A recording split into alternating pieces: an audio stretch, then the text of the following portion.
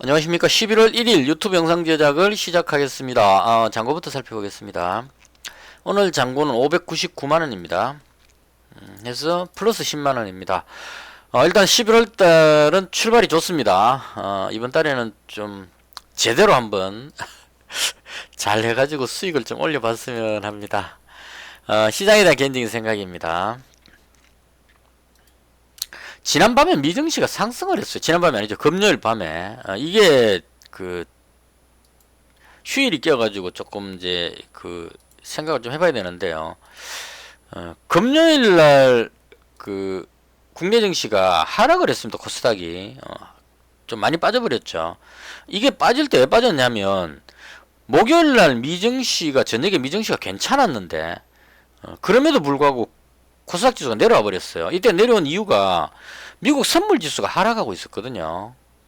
그러니까 나스닥이 마이너스 0.7인가 0.8 정도로 빠지고 있었습니다. 그래서 목요일 날 미증시는 좋았는데 그럼 올라가야 되는데 미국 선물 지수가 빠지다 보니까 금요일 날 미국 증시가 하락할 것 같아가지고 국내 증시가 선반영해갖고 먼저 빠져버린 겁니다. 그 미국 선물 지수가 하락했던 이유는 애플이 목요일 미국 증시 끝나고 나서 시간에서 실적 발표를 했는데 실적이 나쁘진 않았어요. 좋게 나왔는데 예상치보다 낮게 나왔습니다. 그러니까 실적은 좋았지만 그 전문가들이 예상했던 그 금액치보다는 작게 나온 거예요. 그러면 예상보다 작게 나오면 주가는 하락하게 되는 겁니다. 일반적으로 내가 이 회사가 10,000원을 벌 줄 알았는데 8,000원 밖에 못 벌었다 그러면 생각과 다르게 못 벌었네 이렇게 돼버리는 겁니다. 8,000원 벌었는데도 불구하고 그러니까 실적이 좋았지만 예상했는 것보다는 작게 나오면 주가는 하락하게 되어 있습니다. 그래서 그 시간 내에서 애플이 실적 발표를 하고 나서 실적이 예상보다 낮게 나오니까 시간에 걸려서 하락을 해버린 겁니다. 그래서 그 애플이나 이 기업 실적 발표했는 그 종목들이 시간에서 하락을 하다 보니까 선물 지수가 하락을 하고 있었거든요. 그런 연유로 인해서 국내 증시가 빠져버린 겁니다. 코스닥이 빠져버렸는데 막상 금요일날 미국 증시를 열고 나니까 갭이 떨어져서 출발했죠. 하락해서 출발했는데 이걸 플러스로 끌어올려버린 겁니다. 그러니까 애플이 실적이 뭐 아주 안 좋게 나왔다면 하락하는데 예상치보다는 낮았지만 상대적으로 좋았단 얘기예요. 그러니까 전망이 좋다 보니까 거의 보합까지 땡겨 올렸을 겁니다. 애플이. 그래서 그런 연주로 인해서 애플 한번 볼까요? 저도 지금 애플 차트를 보진 않았는데요. 자, 보시면 목요일날 애플이 올라갔는데 시간에 걸려서 애플이 실적이 예상치보다 밑돌아가지고 시간에서 하락하고 있다가 갭으로 떨어졌다가 보합권까지 땡겨 올려버린 겁니다. 그래서 하락을 안하고 상승을 해버렸다는 게 이게 이제 핵심입니다. 금요일날 미국 증시가 선물지수가 하락하고 있어서 하락할 줄 알고 국내 증시가 빠졌는데 나스닥이 상승해버렸거든요. 그래서 이렇게 거꾸로 올라가 버리니까 국내 증시하고 미국 증시가 이제 갭이 생겨버리는 겁니다. 우리는 미리 빠졌는데 전 올라가 버리니까. 그래서 그런 연유로 인해서 오늘은 상승하려는 그런 힘이 아주 강했다 이렇게 보시면 될 것 같습니다. 그리고 해외 증시 중에 보시면 지금 요즘 제가 중국 증시하고 일본 증시를 보는데요. 중국 증시는 흥다그룹 악재로 인해서 빠지다가 급환불을 껐다 뭐 이렇게 해가지고 금요일날 반등 나와가지고 자리를 지키고 있습니다. 그래서 더 이상 안 빠지고 자리를 지키고 있다는 게 긍정적인 부분으로 보면 되고요. 그 다음 오늘 일본 증시 보시면 아주 강하게 올라갔습니다. 2.6%는 올라갔습니다. 이게 이제 미국 증시가 상승해 버리니까 특별한 지금 악재가 없는 상태가 돼 버리거든요. 금리 인상 우려감 이게 남아 있는데 이건 그 연준 FOMC 회의를 하고 나서 나오는 어떤 연준 의장의 발표를 보고 반응해야 되기 때문에 아직까지는 악재가 아니라고 봐야 되거든요. 당장 그리고 금리 인상을 지금 할 것 같지는 않습니다. 그래서 그런 연유로 인해서 일본 증시가 2.6%나 급등해 버렸습니다. 그래서 이런 상황으로 보자면 국내 증시가 오늘 강하게 올라가서 이 정도까지 올라와 주는 게 정상인데 생각보다는 못 올라갔습니다. 이 해외 증시하고 키 맞추기 관점에서 봤을 때 한 이 정도까지 양봉으로 빼올려야 되는데도 불구하고 많이 못 올라갔다는 얘기예요. 그래서 오늘 그 투자주체별 매매를 보면 외국인이 코스닥을 한 630억 정도 매수했습니다. 아침부터 매도하려고 외국인들이 누르려고 몇 번 이렇게 한 100억 정도 팔았는데, 한 200억 정도까지 팔았는데 안 빠지고 위로 자꾸 들어올리니까 이건 오늘 누르기는 어렵죠. 그래서 매수로 바뀌었습니다. 외국인이 코스닥을 630억 매수를 하고 기관이 특이하게 1330억이나 코스닥을 매수했습니다. 그 거래소도 지금 한 6300억 정도. 그래서 오늘 장의 가장 특징적이었던 것은 항상 국내 증시를 패대기 치던 기관이 매수가 들어왔다는 이 부분이 시장을 상당히 좀 긍정적으로 볼 수 있지 않을까 이렇게 생각합니다. 왜냐하면 이 하락하고 있을 때 개인들이 거의 다 물량을 받았기 때문에 개인이 여기서 추가로 더 매수할 여력은 잘 없을 겁니다. 그래서 누군가가 이걸 받아줘야 되거든요. 만약 기관이 받아주면 오늘 외국인 기관이 매수를 하고 개인들이 매도를 했거든요. 그러니까 반등하니까 이제 그 이익 실현을 어느 정도 했겠죠. 그럼 이런 식으로 해서 기관이나 외국인이 물량을 받아주고 개인들이 어느 정도 정리를 해줘야 다시 또 개인들이 자금을 이용해 갖고 다시 또 끌어올릴 수 있는 여력이 생긴다는 얘기죠. 그래서 그런 관점으로 기관이 매수 들어온 부분은 상당히 긍정적이었다 이런 생각이 들고, 그리고 지금 특별히는 악재가 없는 상황에서 국내 증시만 빠졌기 때문에 오늘 반등이 한 이 정도까지 나와야 되는데 못했기 때문에 내일 장에도 여전히 상승할 것으로 예상을 합니다. 그래서 이게 11월달 전체적으로는 11월 후반부로 가게 되면 지수가 하락할 것으로 예상을 하는데, 당장 현 시점에서 특별한 악재가 없기 때문에 단기적으로는 내일 같은 경우에는 위로 올라가지 않겠느냐. 지금 이제 11월 같은 경우에는 개인적으로 좀 조심해야 되겠다는 생각을 하고 있기 때문에 길게 보고 그냥 쭉 올라간다 이렇게 보는 게 아니고 내일 어떻게 될 것이냐를 예상하고 오늘 이제 매매를 하는 식으로. 그래서 내일 올라갈 것 같으면 종목을 가지고 가고 내일 많이 빠질 것 같다 싶으면 현금화 시키고 이런 식으로 짧게 매매를 할 생각입니다. 개인적으로. 자, 그래서 내일 그 국내 증시는 아마도 위쪽으로 올라갈 가능성이 있겠다. 어디까지 올라갈지 모르겠지만 일단 상승 쪽으로 갈 것으로 예상을 합니다. 그리고 종목 부분은 제가 매매한 거 중심으로 설명을 드리겠습니다. 지금 잘 맞추지도 못하는데 이것저것 뭐 오지랖 넓게 뭐 다 건드리는 것보다는 제가 가진 종목 중심으로 설명을 하는 것이 맞지 않을까 싶었어요. 그래서 일단 제가 금요일날 휴마시스 400만원하고 코프라 170 대충 요 정도 가지고 이제 넘어왔는데요. 코프라부터 먼저 말씀드릴게요. 오늘 코프라가 5분봉입니다. 아침에 쭉 강하게 밀어올리는 모습이 나왔는데 뒤로 밀려버렸어요. 그래서 이게 이제 왜 그렇게 되냐면 보통 코프라 이 종목 해보니까 지수가 상승할 때는 거의 따라서 올라가는 경향이 있거든요. 그래서 끌어올리려고 하다가 놔버렸는데요. 제 생각에 오늘 그 코프라의 악재가 뭐였느냐 하면 탄소 중립 관련주들이 다 하락했다는 겁니다. 오늘 이게 문재인 대통령께서 지금 그 정상회담을 하러 갔죠. 그 G20인지 G7인지 뭔지 모르겠는데 하여튼 거기 가서 이렇게 회의를 그 기후 관련한 탄소 중립 관련한 회의를 했는데 그 결과가 발표가 됐는데 오늘 아침 뉴스에 그 나왔거든요. 탄소 중립을 위해서 노력하는 부분에 대해서는 아주 긍정적으로 나왔는데 결정적으로 뭐가 빠졌느냐 하면 기간이 정해지지 않았답니다. 그러니까 뭐 예를 들어서 2040년까지 탄소 중립을 실현한다든가 뭐 아니면 2050년까지 실현한다든가 이렇게 되면 기간이 딱 정해졌기 때문에 그때까지 무조건 탄소를 줄일 수밖에 없죠. 그러면 이제 탄소 중립 관련주들이 유망하다 이렇게 해서 올라갈 수 있는데 기간을 정하지 않고 빠른 시일 내에 탄소 중립을 실현한다 이렇게 그 날짜를 못 박지를 못했답니다. 중국하고 이렇게 개도국에서 반대가 너무 심해가지고. 그래서 결과적으로 탄소 중립 관련주 입장에서 봤을 때는 악재가 돼버린 겁니다. 날짜를 못 박아줘야 탄소 중립을 빨리 시행해야 된다 이렇게 해가지고 이제 올라갈 수 있는데 우리가 뭐 빨리 해야 된다 이렇게 하면 언제까지 그 기간이 안 잡혀 있으면 하염없이 안 할 수도 있다는 얘기가 돼버리죠. 그래서 그 부분이 탄소 중립 관련한 부분에서 악재 뉴스로 보여졌습니다. 그래 보시면 그린케미칼 오늘 대장격인데 하락했죠. 캐시코트를 전부 다 하락해버렸습니다. 이게 아마 보니까 금요일날 살짝 들어올렸거든요.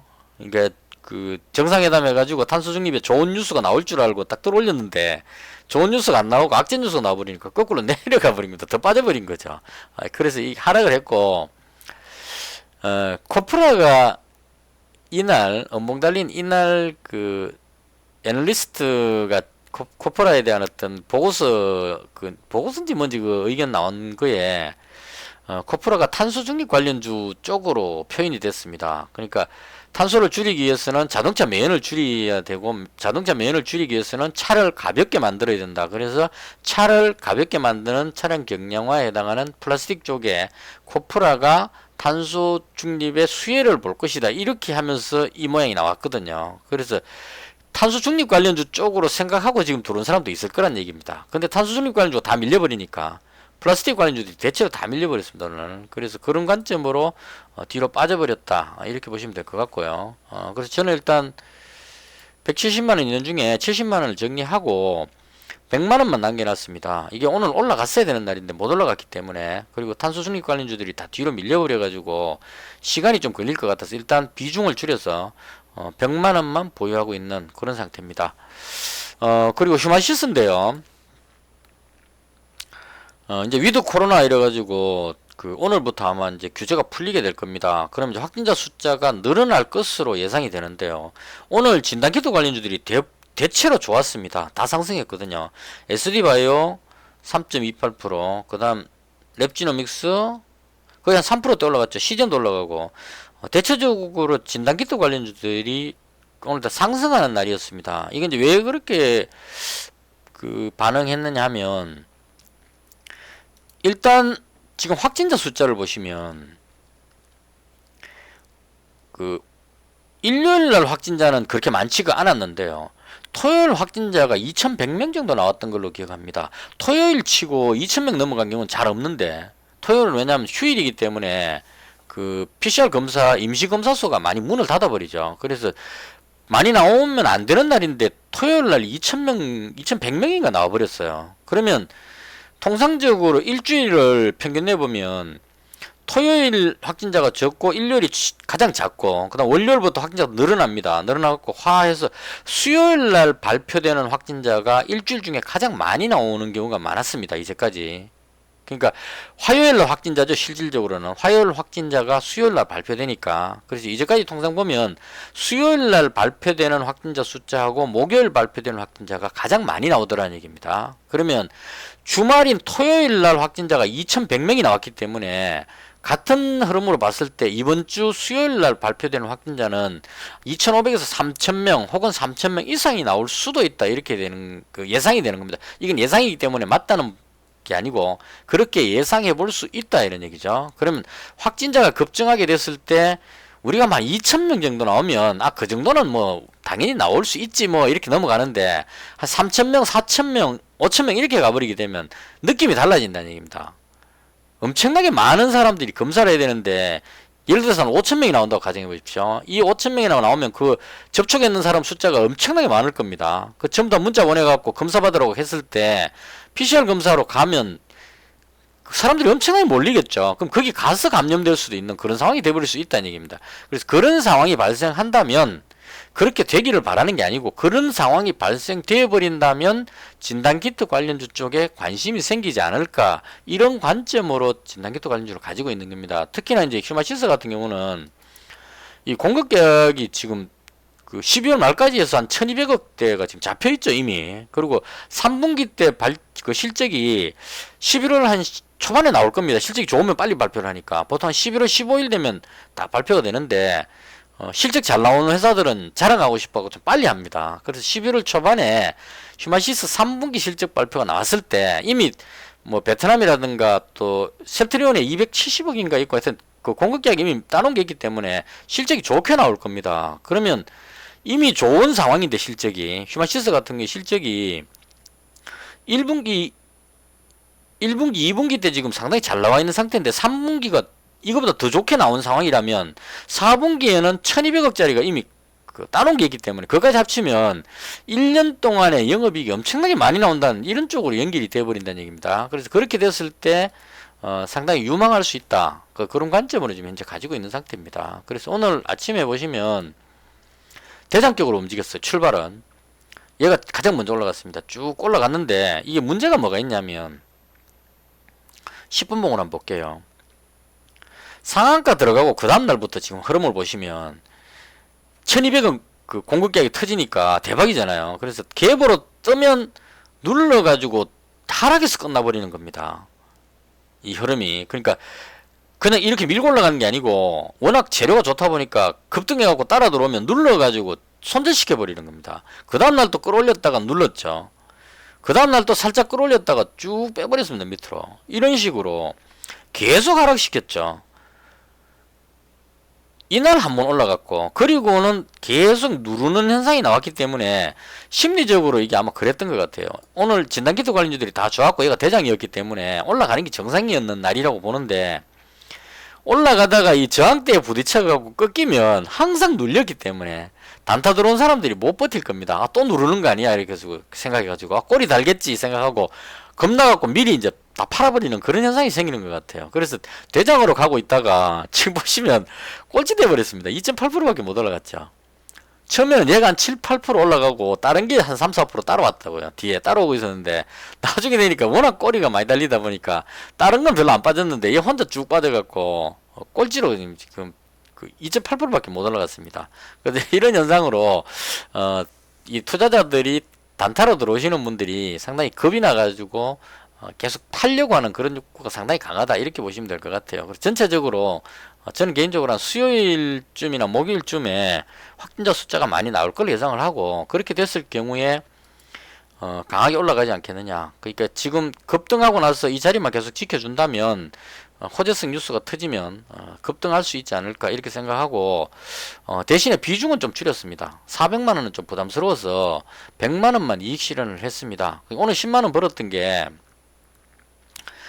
그것 때문에 벌었습니다. 이거 올라갈 때 제가 그 이익 실현 했거든요.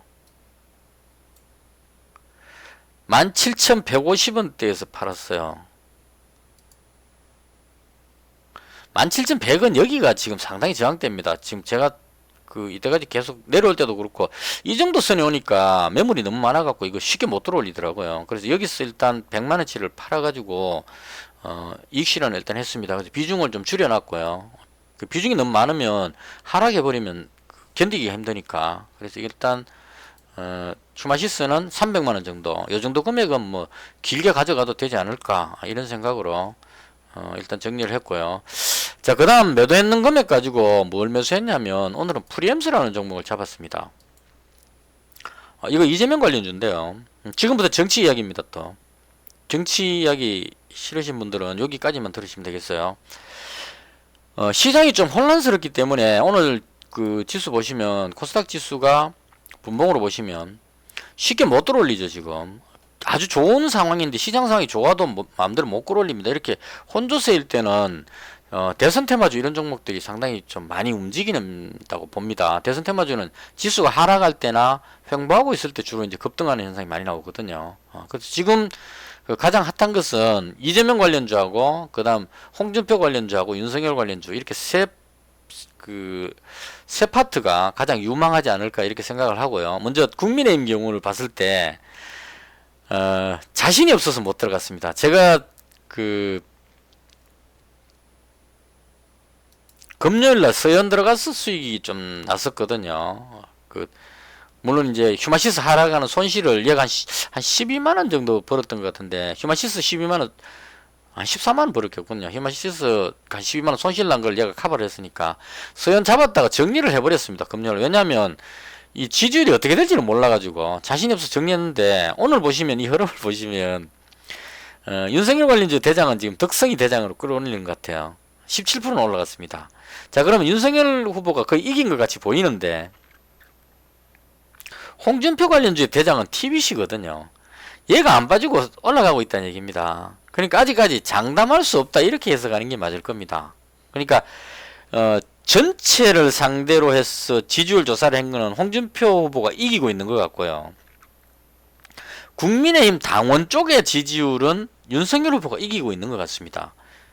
그래서 이 50대 50이기 때문에 이렇게 하면 합쳤을 때 현재 위치에서는 윤석열 후보가 조금 더 이기고 있는 것 같아요. 제가 생각에 이 뉴스 계속 들어보면 이기고 있다고 보는 게 맞을 것 같은데 문제는 뭐냐면 2030 세대들이 홍준표 후보 지지율이 월등하다는 겁니다. 윤석열 후보가 20대 지지율이 3% 정도밖에 안 나온다고 들은 것 같거든요. 그러니까 이 젊은 사람들 표가 무시 못한다는 겁니다. 이준석 대표가 그 쟁쟁한 주호영 씨하고 나경원 씨를 이겨버렸죠. 그 젊은 피 뭐 이런 관점으로. 그래서 그런 상황으로 봤을 때 바뀌어버릴 수 있다 이런 얘기입니다. 젊은 사람들이 표를 안 준다는 얘기는 뭔가 조금 문제가 있다 이렇게 보는 게 맞을 거예요. 그래서 이런 상황에서 물론 날짜는 얼마 안 남았지만 최종적으로 어떻게 될지 장담할 수 없는 상황. 현 시점에서 봤을 때 누가 이기겠나 했을 때 제가 봤을 때 잘 모르겠습니다.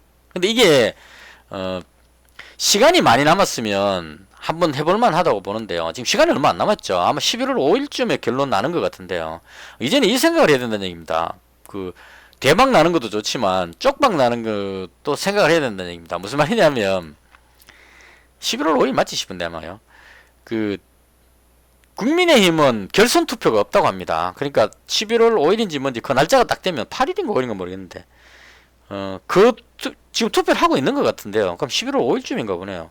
결과 발표가 딱 나면 이긴 사람이 그냥 승리가 끝나버리는 것 같아요. 그러면 이제 어떤 문제가 생기느냐 하면 예를 들어서 홍준표 후보가 이길 것 같아가지고 TBC라는 종목을 가지고 있다고 쳤을 때 만약 발표 나왔는데 지금은 아직까지 누가 이길지 모르니까 엎치락뒤치락 하고 있기 때문에 얘도 올라가고 윤석열 관련주도 올라가고 둘 다 올라가는데 만약에 발표가 딱 났는데 윤석열 후보가 이겨버렸다. 그러면 홍준표 관련주는 어떻게 돼버리냐면 월봉으로 볼게요.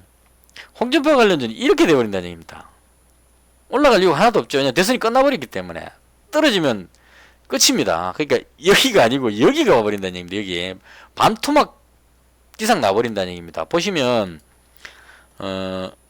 최재형 감사원장 관련주가 1원이었죠. 대장이 기대감으로 올라갔다가 최재형 감사원장 떨어지고 나서 여기까지 내려왔습니다. 그러니까 올라간 게 다 내려오죠. 7천원짜리가 2천원짜리가 돼버렸다는 얘기입니다. 이렇게 돼버릴 수 있다 이런 얘기죠. 그래서 겁나서 못 들어가는 겁니다.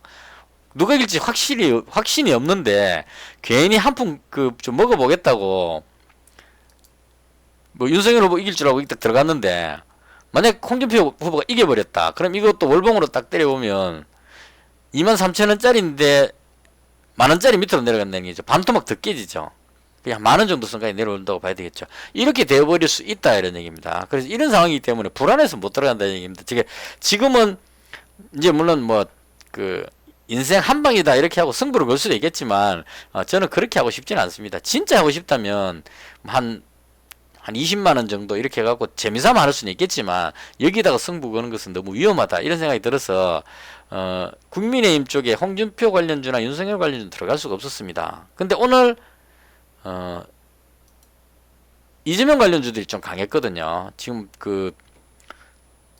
프리엠스를 잡은 이유는 이재명 관련주를 쭉 상승하는 상승률이 높은 순으로 쭉 이렇게 한번 나와봤습니다. 쭉 나와보고 이거 말고도 더 있겠지만 제가 알고 있는 범위에서는 등록해놓은 종목은 여기 있는 이 종목들이었거든요. 그래서 가장 많이 상승한 걸 제일 올리고 차례대로 쭉 이렇게 했습니다. 근데 강한 건 나름대로 이유가 있거든요. 그래서 프리엠스가 오늘 16%로 가장 많이 올라갔습니다. 그래서 얘가 대장이다 라고 생각하고 프리엠스 아니면 에이텍, TN 이 종목 시간에는 얘가 더 강하죠. 이 두 종목이 지금 대장 객인 것 같아요. 그래서 고민하다가 강한 게 대장이다 이런 관점으로 프리엠스를 종가에 잡았습니다. 시간에 거래해서. 그래서 180만원 정도 프리엠스를 잡았습니다. 왜 제가 이재명 관련주를 좋게 보느냐 하면 이 정치 관점이기 때문에 개인적인 견해입니다. 오늘 무슨 일이 있었냐면 안철수 국민의당 대표가 출마 선언을 했습니다. 근데 안철수 관련주가 겁나겠죠.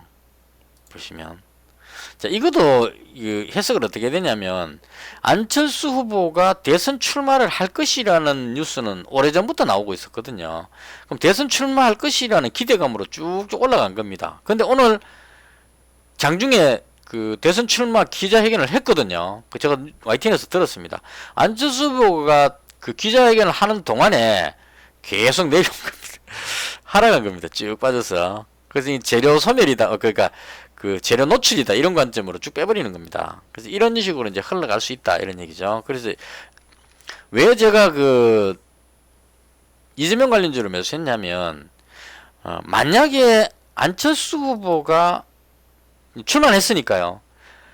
단일화를 하지 않고 끝까지 완주를 했을 경우에 어떻게 되느냐를 생각해 보면 지금 현재 그 정권 교체를 열망하는 쪽에 사람들이 국민의힘 후보를 지지를 하고 있는데 여기서 만약 안철수 후보가 대권 후보로 나와가지고 단일화를 하지 않고 끝까지 가게 되면 안철수 후보 쪽으로도 표가 갈린다는 얘기입니다. 근데 만약에 윤석열 후보가 이겨버리게 되면 경선에서 홍준표 후보가 이기게 되면 좀 달라요. 홍준표 후보가 이기게 되면 홍준표 후보하고 안철수 후보는 어느 정도 좀 대화 통하기 때문에 어느 정도 이 통합이 가능하다고 봅니다. 제 생각에 좀 도와달라 이렇게 하고 대통령 되면 또 서로 좀 같이 국정을 같이 운영하자 이렇게 해갖고 할 수 있겠죠. 예전에도 두 사람이 그 식당에서 같이 밥 먹고 하는 게 뉴스에 나왔었어요. 예전에. 그러니까 홍준표 후보가 국민의힘에서 당선이 되면 경선에서 당선이 되면 안철수 후보하고 그 합당을 하든지 뭐 해가지고 원만하게 흘러갈 수 있다 이런 얘기입니다. 그러면 이제 그 국민의힘 쪽에 힘이 더 강해질 수 있다는 얘기죠. 그 통합을 했을 경우에 안철수 후보의 그 중도층 표까지 가져오게 되면 이재명 후보보다는 국민의힘의 홍준표 후보가 더 이긴다 이렇게 볼 수 있을 겁니다. 근데 만약에 윤석열 후보가 이기게 됐을 경우에 윤석열 후보가 이기게 되면 어떤 문제가 있냐면 김종인 위원장이 지금 등판을 한다는 얘기입니다. 윤석열 후보가 지금 김종인 위원장이 지금 현재 벌써부터 떡밥 뿌리고 있죠. 이번 대선은 그 윤석열하고 이재명의 그 승부가 될 것이다 하고 미리 이제 그 약을 치는 겁니다. 그런 연유로 인해서 지금 윤석열 관련주들이 올라가고 있는 상황이거든요.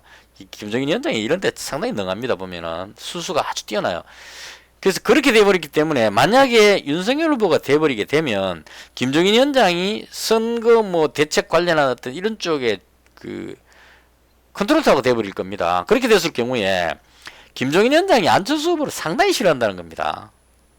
정말 싫어하는 스타일이에요. 그래서 그렇다 보니까 만약에 김종인 위원장이 윤석열 캠프 쪽으로 들어와서 자리를 굳히게 되면 지난번 오세훈 시장 그 할 때도 김종인 위원장하고 이준석 대표가 그 안철수 후보 상당히 비판을 많이 했죠. 그 거의 뭐 그 모독할 정도로 인격 모독을 할 정도로 그냥 막 깠습니다. 그렇게 할 정도로 제가 그때 저는 이제 안철수 후보 지지자이기 때문에 그거 보면서 화가 많이 날 정도로 지지자가 화를 낼 정도로 분노를 느낍니다. 한마디로. 그래서 그런 상황이 되면 안철수 후보가 윤석열 후보 쪽하고 통합은 어려울 거란 얘기입니다. 왜냐하면 김종인 위원장하고 이준석 대표가 있기 때문에 이쪽은 못 들어온다는 얘기예요. 제가 봤을 때는 그거 들어오는 거는 그 자존심이 걸렸기 때문에 못 들어온다고 봅니다. 정치를 안 하면 안 했지 통합을 못 할 겁니다. 그리고 오늘 그 안철수 대표가 기자회견 하는 내용 중에 제가 가장 그 인상 깊게 들었던 것은 이제까지 그 안철수 정확히 표현을 잘못했는데 안철수 그 국민들이 안철수를 바라보는 그런 정치를 하지 않고 여의도 정치를 해왔다는 게 잘못이었다고 깨달았다 이렇게 이야기했습니다. 그래서 국민들이 염원하는 미래를 향해서 갈 수 있는 그런 정치를 하겠다라는 식의 어떤 그런 흐름으로 맥락을 이야기했거든요. 이건 바꿔 말하면 여의도 정치는 당선되기 위해서 이합집산 해갖고 통합해가지고 합당해서 뭔가 하는 밀어주는 이게 이제 여의도 정치라고 봐야 되는데 안철수 후보가 그렇게 과거에 해왔던 그 부분들이 잘못이었다는 걸 깨달았다고 얘기를 했거든요. 그러면 모르긴 몰라도 통합은 안 할 거다 이렇게 봐야 될 것 같습니다. 그럼 그렇게 됐을 경우에 예를 들어서 윤석열, 이재명 이렇게 하게 되면 두 사람 다 흠결이 있기 때문에 그 쉽게 말하면 홍준표, 이재명 이렇게 하게 되면 여기도 또 나중에 홍준표 쪽에도 문제가 좀 옛날에 뭐 비리가 있을 겁니다. 근데 만약 윤석열, 이재명 이렇게 됐을 경우에는 이재명 후보도 지금 문제가 많지만 대장동부터 해서 많지만 윤석열 후보도 지금 고발 사주부터 해서 많거든요. 장모 비리부터 해서 이런 게 있기 때문에 똑같은 비리가 있다로 하고 붙어버리면 오히려 국정 경험이 있는 이재명 지사 쪽이 이긴다는 얘기입니다. 그래서 오늘 나온 지지율 조사 보면 이재명 지사가 윤석열이나 홍준표 이쪽으로 해서 다 이기는 결과가 나와버렸다는 얘기입니다. 근데 여기다가 만약에 안철수 후보까지 출마선을 해버렸기 때문에 이제 이 그 흐름이 이재명 지사 쪽으로 완전히 넘어왔다 이렇게 볼 수도 있다는 얘기입니다. 만약에 홍준표 의원이 그 후보가 경선에 이기게 되면 또 이제 합당하는 문제가 있기 때문에 달라지겠지만 현재 시점으로 봤을 때는 이재명 지사 쪽이 상당히 그 이길 가능성이 확률이 더 높아지지 않았나 하는 게 개인적인 생각입니다. 그래서 오늘 이 흐름 보시면 뜬금없이 특별한 이야기도 없는데 대장동 이야기 끝난 것도 아니고 대장동 오히려 그 관계되는 사람이 오늘 그 뭡니까 구속영장 신청하고 있기 때문에 악재인데도 불구하고 강하게 올라갔습니다. 상당히 지금 방향을 틀었죠. 그래서 이런 흐름이기 때문에 제가 봤을 때는 이재명 지사 쪽이 그 현재로서는 좀 올라갈 가능성이 있지 않을까. 그래서 그 중에서 뭐 잡을까 고민하다가 얘 잡을까 얘 잡을까 고민하다가 대장 뭐 강한 게 대장 아니겠냐 이런 생각이 들어서 이건 이제 이건 진짜 잘 못 맞추겠더라고요.